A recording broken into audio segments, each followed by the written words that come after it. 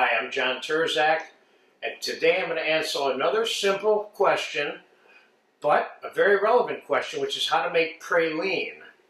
And this is basically going to be almonds and sugar and water cooked in a certain way. We're going to start out by putting a cup of granulated sugar in this saucepan, and I'm going to put a half a cup of water in there. And we're going to let that cook until it becomes caramel. Then we're going to put about 3 ounces of almonds, mix it into it with this wooden spoon, and turn it out onto an oiled sheet pan.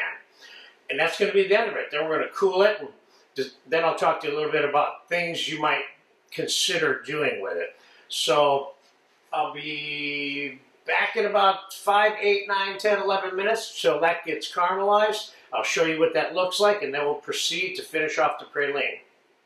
Okay, it's been about 15 minutes on the cooking of the caramel, also known as we're making candy. All right, it's brown now. I'm taking it off the fire in 1 second. I'm going to tip it so you can see it. Just let it settle down a little for a minute before we add the praline to it. And I'm going to put a little bit of oil on the back of this sheet pan right here, because we want to be able to get the praline off of it easily. Okay.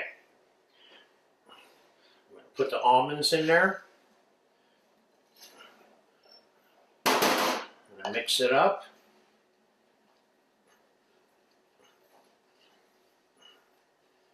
I can put the rest of these. So we have about 4 ounces of sliced almonds. You can use whole almonds. You can use raw almonds, or you can toast them.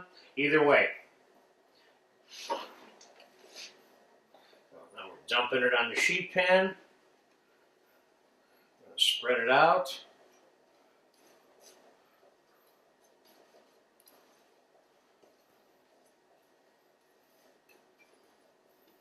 This is another way to make peanut brittle, of course, with a little bit of cream of tartar, or pecan brittle, as they make in Georgia, which is good. Okay, we're going to allow that to cool for a couple of hours, then I'm going to come back and we're going to talk about how to use it, and you'll see that this will probably come off the sheet pan in one big piece after it's cooled off. Okay, so I'll be back when it's cool, and then we'll play with it a little bit, okay? All right, this praline sat on my dining room table overnight, and we're going to take some of it off here, and we're going to, see here? Look, got peanut brittle here.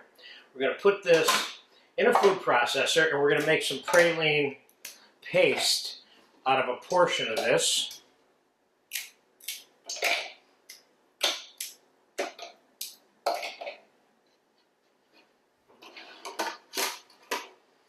And I'm going to save a portion of this intact, which I'm going to store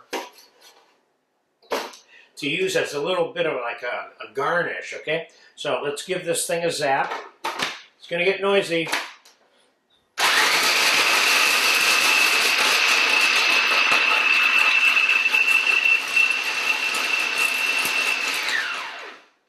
Looking good.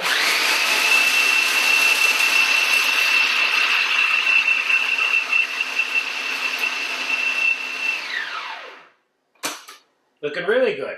Okay, let me show you what that looks like real quick.